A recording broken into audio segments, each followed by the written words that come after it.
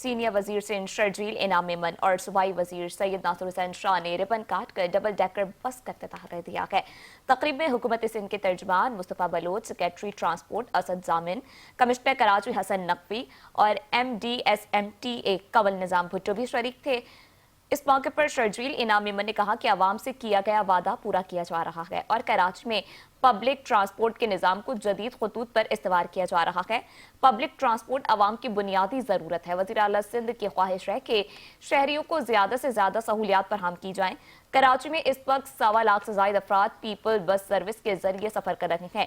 हमारी कोशिश है कि ऑरेंज लाइन और ग्रीन लाइन के जरिए 1 लाख मुसाफिरों को मजीद सहूलत फराहम की जाए। मैं पूरी कौम को नए साल की पेश की मुबारकबाद देता हूं और उम्मीद करता हूं कि ये साल कराची के लिए बेहतरी का पैगाम लेकर आएगा। सिंध कैबिनेट की मीटिंग थी। सिर्फ इंडस्ट्रियल एरिया की सड़कों के लिए सिंध काबिना ने 9 अरब से ज़ायद की रकम मखसूस की, जो कि आउटसाइड बजट है। कि हम जितने भी हमारे इंडस्ट्रियलिस्ट हैं उनकी जो शिकायतें थी इंडस्ट्रियल एरियाज़ के लिए 9 अरब से ज़ायद की रकम रख रहे हैं। कराची में इस वक्त सिर्फ पीपल्स बस सर्विस के ज़रिए 1.25 लाख से ज़ायद लोग जो हैं वो सफ़र कर रहे हैं डेली।